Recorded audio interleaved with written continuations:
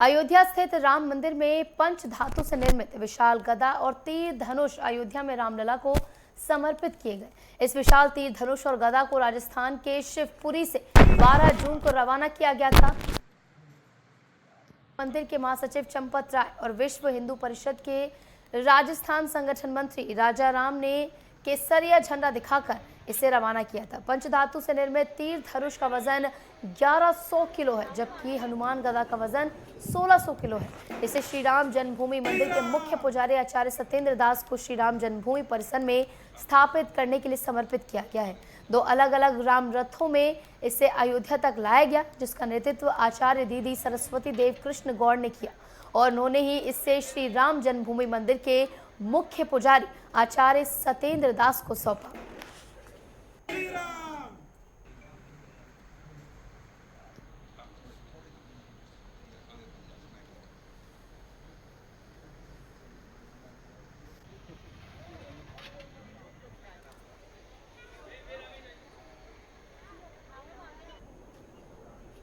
अयोध्या प्रभु रामलला को हनुमान जी का गदा और धनुष समर्पित किए। हमारे साथ एक बहन मौजूद हैं। अयोध्या में प्रभु रामलला को गदा समर्पित किया है और धनुष, इसके बारे में बताइए। देखिए, पहले तो अयोध्या के कोतवाल भगवान हमारे हनुमान जी कहलाते हैं।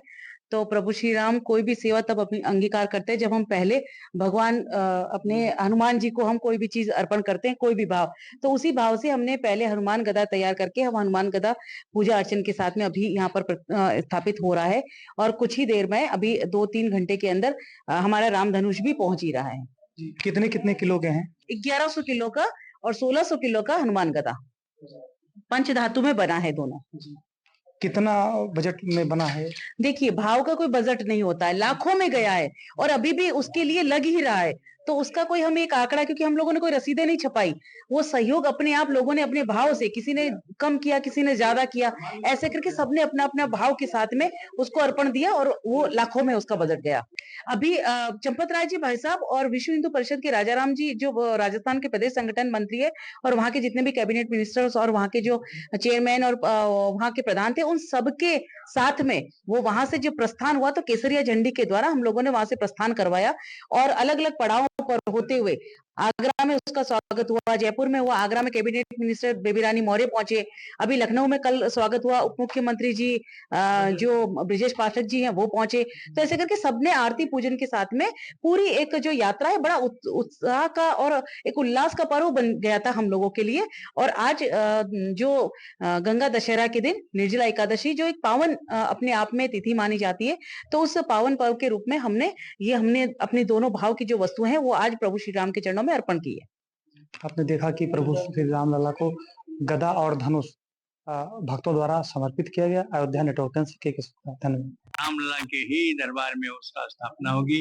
जिस प्रकार से दर्शन रामलला की होगा, उसी प्रकार का दर्शन धनुष बाण का और गदा की दर्शन होगी। ये गदा अद्भुत है, क्योंकि 5 धातुओं के बने हुए हैं। एक एक धातु बहुत अमूल्य होते हैं।